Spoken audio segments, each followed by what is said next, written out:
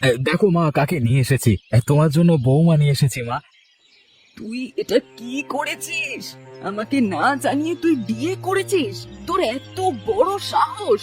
তাছাড়া এই মেয়েটাকে তুই বিয়ে করতে গেলি কেন? কেন, কি অপরাধ করেছি যে তুমি আমাকে এরকম করে বলছো? ও বড়লোক ঘরের মেয়ে, আমাদের মতো গরিব ঘরের বউ হয়ে এসেছে, সেটা আমাদের ভাগ্য ভালো। সেটাই তো, আমাদের ভাগ্যটাই খারাপ। তোর মোটা বুদ্ধিতে যদি এটা ঢুকতো তাহলে তো হয়েই যেত। মোটা বুদ্ধির কি হলো এতে? আমরা একে অপরকে ভালোবেসে বিয়ে করেছি। আর তাছাড়া বড়লোক ঘরের মেয়ে হলেই কি খারাপ হবে নাকি? দেখো মেয়ে, অত বড় বড় কথা আমি জানি না, তবে শুধু এতটুকু জানি যে আমরা গরিব ঘরের মানুষ, তাই গরিবের মতো চলি। তুমি বড়লোক ঘর থেকে এসে এখানে মানিয়ে নিতে পারবে না আমাদের সংসারে। পরে এটা নিয়ে একটা ঝামেলা হবে। তাই পলাশের উচিত ছিল ভেবে চিন্তে বিয়ে করা।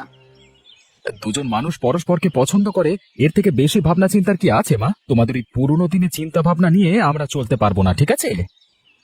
সে তুই আমাকে যা খুশি বল, কিন্তু কাজটা তুই মোটেই ঠিক করিসনি, এটা আমি তোকে স্পষ্ট বলে দিলাম। পরে যদি কোনো ঝামেলা হয় সেটা আমাকে বলতে আসিস না, কারণ আমি তোর এই বড়লোক বউয়ের মতো করে নিজেকে মোটেই পরিবর্তন করতে পারবো না। কথাটা কান খুলে শুনে রাখ।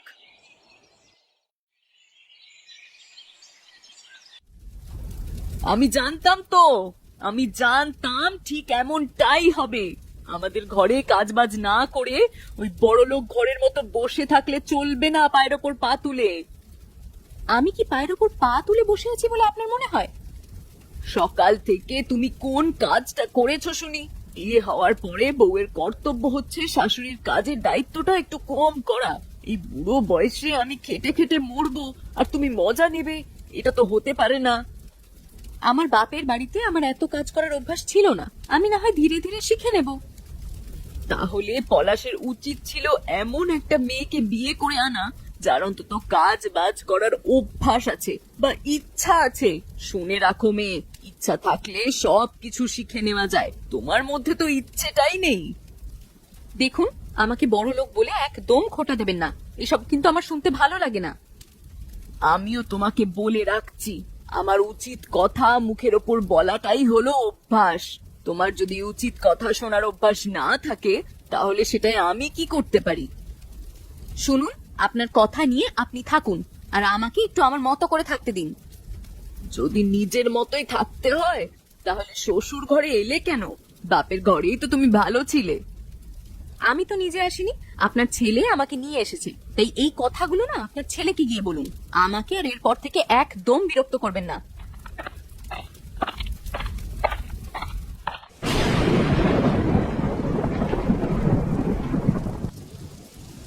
শুনুন, সকালবেলা ওই কথাগুলো শুনিয়ে মোটেই ভালো করেননি আপনি।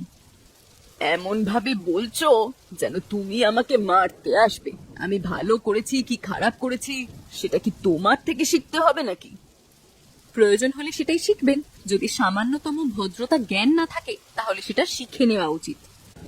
আমি তোমার গুরুজন, আর গুরুজনের সাথে কিভাবে কথা বলতে হয় সেই শিক্ষা তোমার বাবা মা তোমাকে দেয়নি?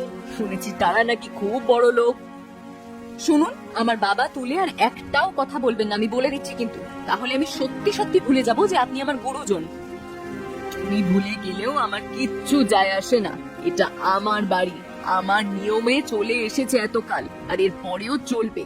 যদি তোমার নিয়ম তোমার মর্জি খাটাতে হয় তাহলে সেটা যখন তোমার বাপের কাছে যাবে তখন খাটাবে। এই বাড়িতে আমি আমার সব কিছু ছেড়ে এসেছি, তাই এখন থেকে এটা আমারও বাড়ি। আর তাছাড়া আপনি কতদিন বেঁচে থাকবেন যে এত বাড়ি বাড়ি করছেন? তুমি কি আমাকে মেরে ফেলতে চাইছো? ওগো, কে কোথায় আছো একটু শুনে যাও। এই দুদিনের মেয়েটা আমার কাছে নতুন এসে আমাকে মেরে ফেলতে চাইছে আমারই বাড়িতে। শুনুন, আমার কথাগুলো বলার কিন্তু কোনো কারণ ছিল না ওটা। তা তুমি যেভাবেই বলো, তুমি আসলে একটা রাক্ষসী মেয়ে, আর তোমাকে কিভাবে শায়েস্তা করতে হয় এটা আমার জানা আছে। তুমিও সাবধানে থেকো। আমি কিন্তু মানুষটা অতটা সোজা নই, এই আমি বলে রাখলাম। কি হলো, তোমাকে এরকম চিন্তিত দেখাচ্ছে কেন? হ্যাঁ, তোমার তো এখন সুখের সময়। আর ঘরে পলাশ নতুন বৌমা নিয়ে এসেছে। সেটাই তো আমার সব থেকে বড় চিন্তা। আমার চিন্তাটা হচ্ছে পলাশ নতুন বৌমা নিয়ে এসেছে, বড় লোকের ঘরের মেয়ে এসে যেন সাপের 5 পা দেখছে। আর মনে হচ্ছে ঘরের মালিকের জায়গা থেকে তোমাকে সরিয়ে দিতে চাইছে সে। এসে নিজেই মালকিন হয়ে বসার চেষ্টা করছে আর ওপরওয়ালার কাছে প্রার্থনা করছে আমি যেন তাড়াতাড়ি মরে যাই। ছি ছি ছি ছি, এরকম একজন নোংরা মানসিকতার মেয়েকে বিয়ে করে এনেছে পলাশ। আমি হলে তো ঘর থেকে বের করে দিতাম একটা। যত যাই হোক ঘরের বৌমা, তাই সবটা মেনে নিচ্ছি মুখ বুঝে। তবে একদিন হয়তো ওই শাকচুন্নি আমাকে গলা টিপে মারবে। সেটাই তো সম্ভব। তোমার কথা শুনে তো তাই মনে হচ্ছে। আজকাল যা সব হচ্ছে তাতে একজন বৌমা তার শাশুড়িকে যে খুন করবে, এটা তো খুবই স্বাভাবিক ব্যাপার। তাহলে কি উপায়? ওই মেয়ে ছেলেটাকে ভয়ানক অত্যাচার করো, আর যখন অত্যাচার সহ্য করতে পারবে না তখন ঘাড় ধাক্কা দিয়ে বাড়ি থেকে বের করে দাও। তখন ঠিক বুঝবে কত ধানে কত চাল। এখন ঘরের মজাতে আছে তো, তাই বুঝতে পারছে না। একবার ঘর থেকে লাথি মেরে তাড়ালে তখন ঠিক লাইনে আসবে বেটি। ঠিক বলেছো, এবার আমি তাই করব।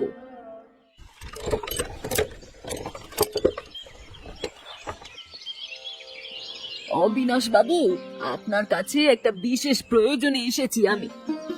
কি হয়েছে বুড়িমা, তোমার আবার কিসের প্রয়োজন? আপনি হয়তো শুনেছেন আমার ছেলে পলাশ নতুন বিয়ে করে এনেছে বড়লোক ঘরের একটা মেয়েকে। তাহলে তো তোমার খুশি হওয়ার কথা। তোমার মতো সুখী মানুষ আর দুনিয়াতে দুটো থাকবার কথা নয়। ভাঙা ঘরে থেকে যে তুমি চাঁদ ছুঁতে পেরেছো, এটা তোমার সৌভাগ্য।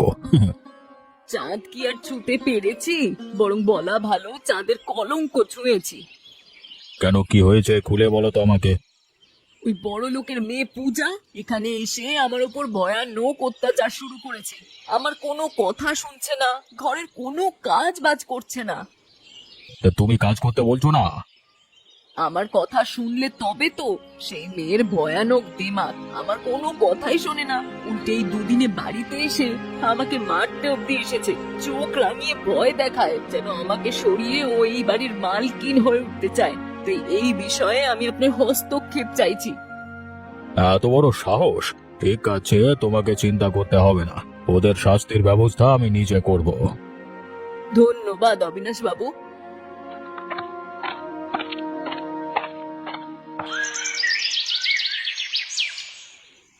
বাবা, একটা কথা ছিল। কি কথা রে মা, বল। তুমি তো জানোই আমি গ্রামের উন্নয়নের জন্য সব সময় কাজ করি। এতগুলো কাজ করলাম গ্রামে, সেগুলো তো ভালোই চলছে, মানুষের কাজেও দিচ্ছে। এবার নতুন কিছু কাজ করতে চাই, সেই বিষয়ে তুমি আমাকে একটু কিছু বুদ্ধি দেবে? মানুষের জীবনের সমস্যা সমাধান করাই আসল কাজ রে মা। এই দেখ না, এখন যেমন কি বাবা, এখন কি? সকালবেলায় বুড়িমা এসেছিল ওর বউয়ের নামে নালিশ করতে। পলাশ ওই বড় লোকের ঘরের মেয়েকে বিয়ে করে এনেছে, আর সেই বউ এসে নাকি পলাশের সাথে জোট বেঁধে ওর মায়ের উপর ভয়ানক অত্যাচার করছে। বুড়ি অতিষ্ঠ হয়ে প্রাণের দায়ে আমার কাছে সাহায্য চেয়েছে। তা তুমি কি বললে বাবা? বললাম একটা বিহিত করব। কি করবে, কিছু কি ভেবেছো? ভাবছি পলাশকে ডেকে বেশ করে শুনিয়ে দেব, সাবধান করে দেব যে বউকে পেয়ে যেন মাকে না কষ্ট দেয়, তাহলে এই গ্রামে ওর জায়গা হবে না। তবে আমার মনে হয় এর পিছনে নিশ্চয়ই অন্য কোনো কারণ আছে। যাই হোক, আমি এ বিষয়ে তদন্ত করে পরে তোমাকে জানাবো। তুমি না হয় তোমার কাজ করো।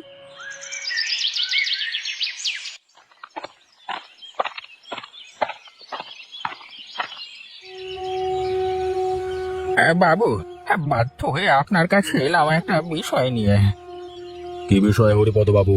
হঠাৎ করে আপনার আমাকে মনে পড়লো যে গ্রামে যেভাবে যেসব কাণ্ড হচ্ছে করছে, তাতে তো আর চুপ করে থাকা যায় না। সেটাই তো বলছি হরিপদ বাবু, আমাকে খুলে বলুন সবটা। যদি আমাকে খুলে নাই বলেন তাহলে আমি বুঝবো কি করে। ব্যাপারটা হচ্ছে যে ওই বুড়িমার বাড়িতে পলাশ আর পূজা দুজনে মিলে বুড়িমার উপরে অকথ্য অত্যাচার করছে, মারধর করছে। এবং বাড়ি থেকে বের করে দেওয়া অথবা মেরে ফেলবার হুমকি দিচ্ছে। এর জন্য আমি আপনার কাছ থেকে আপনার কাছে ওদের শাস্তি প্রার্থনা করছি বাবু। জল যে এত দূর গড়িয়েছে তা তো আমি জানতাম না। আমাকে বলেছিল বটে, তবে এত দূর হয়ে গেছে আমি জানতাম না তো। এখন যদি আটকানো না যায় তাহলে কিন্তু একটা বড় সড় অঘটন ঘটে যাবে, আর সেটার দায় নিতে হবে মোড়ল হিসেবে আপনাকেই। না না, আমি অবশ্যই একটা বিহিত করব। কি বিহিত করবেন শুনি? পরিষ্কার ওই পলাশকে ডেকে বলে দেব গ্রাম থেকে বেরিয়ে যেতে। যদি না সে নিজেকে শুধরে নেয় তাহলে তার এই গ্রামে থাকা চলবে না, কারণ আমি আমার গ্রামে কোনো রকম অনাচার মেনে নেব না। বেশ কথা, আপনি তাই করুন যত তাড়াতাড়ি সম্ভব।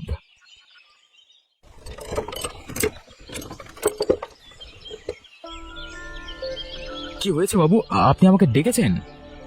হ্যাঁ ডেকেছি, গুরুত্বপূর্ণ বিষয়ের জন্য ডেকেছি তোমাকে। কি সেই গুরুত্বপূর্ণ বিষয়? তোমার আর এই গ্রামে থাকা হবে না পলাশ। আমি এই কথাটাই তোমাকে স্পষ্ট করে বলে দেওয়ার জন্য ডেকেছি। হঠাৎ কি এমন হয়ে গেল যে আপনি আমাকে গ্রাম থেকে তাড়াতে চাইছেন? তুই তোর বউকে ভয় পেয়ে নিজের বুড়ি মায়ের উপর যেভাবে অত্যাচার করছিস, তাতে আমি গ্রামের মোড়ল হয়ে সেটা মেনে নিতে পারছি না। তোমার মায়ের অভিযোগ এবং এই গ্রামের আরো অনেক অভিজ্ঞ বয়স্ক মানুষের অভিযোগের ভিত্তিতে আমি তোমাকে এই গ্রাম ছাড়া হওয়ার সিদ্ধান্ত জানাচ্ছি। এটা কি আপনার শেষ কথা? তুমি যদি নিজেকে শুধরে না নাও তাহলে এটাই আমার শেষ কথা, এটা জেনে রাখো।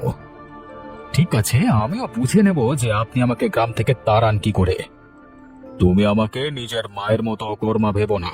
নিজের মায়ের উপর যেভাবে অত্যাচার করছো সেটা তুমি আমার উপরে করতে পারবে না। আমার নাম অবিনাশ, সেটা মনে রেখো।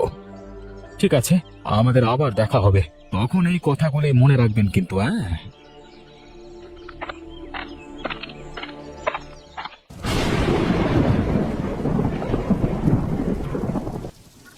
বলি ন্যাকামো হচ্ছে নাকি? হ্যাঁ, এই বাড়িতে যত রাজ্যে ন্যাকা চণ্ডীতে জন্ম হয়েছে সব কটা ন্যাকামো একেবারে বার করে দেব আমি। কি হয়েছেটা কি? তুই এরকম চিৎকার করছিস কেন?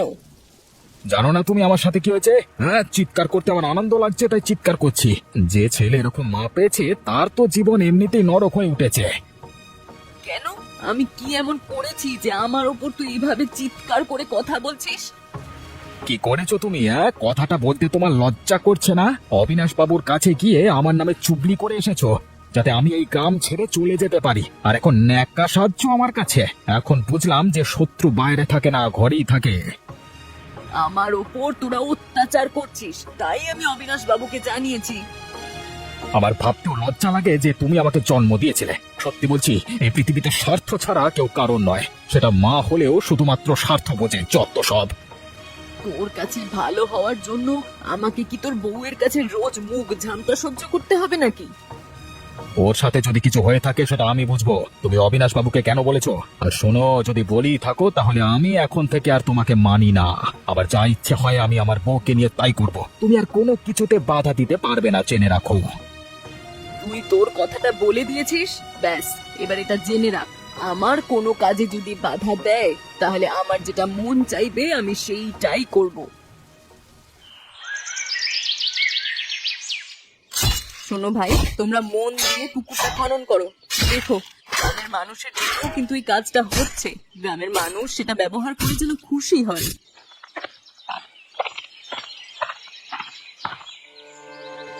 লতা, তুমি যা ইচ্ছে তাই করবে নাকি গ্রামে? আমি তো যা ইচ্ছে তাই করছি না হরিপদ বাবু। আমি গ্রামের মানুষদের উন্নয়নের স্বার্থে একটা পুকুর খনন করছি। তোমাকে এই পুকুর খনন করানোর অধিকার কে দিয়েছে?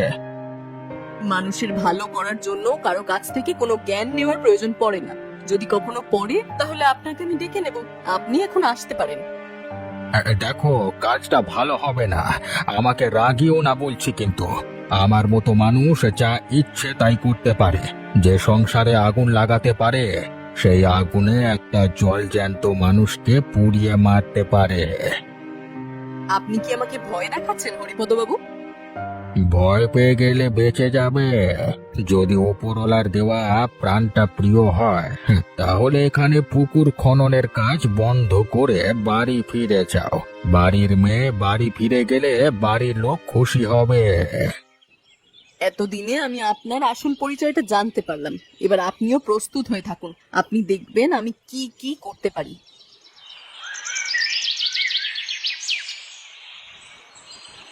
বাবা, আমার তোমার সাথে কিছু কথা ছিল।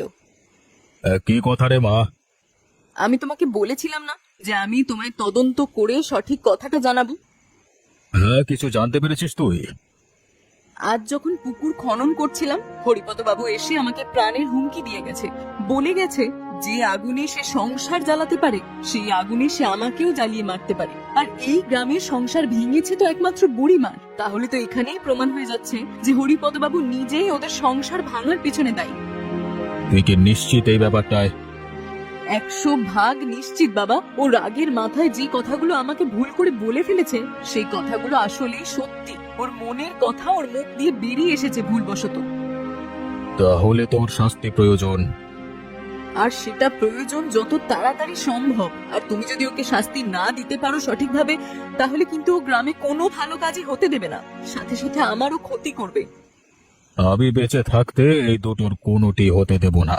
পলাশের সংসার ভাঙার পেছনে যদি ও দায়ী হয় তাহলে ওর জন্য অপেক্ষা করছে ভয়ানক সাজা। ওকে গ্রাম থেকে তাড়িয়ে দাও বাবা, দূর দূর করে তাড়িয়ে দাও।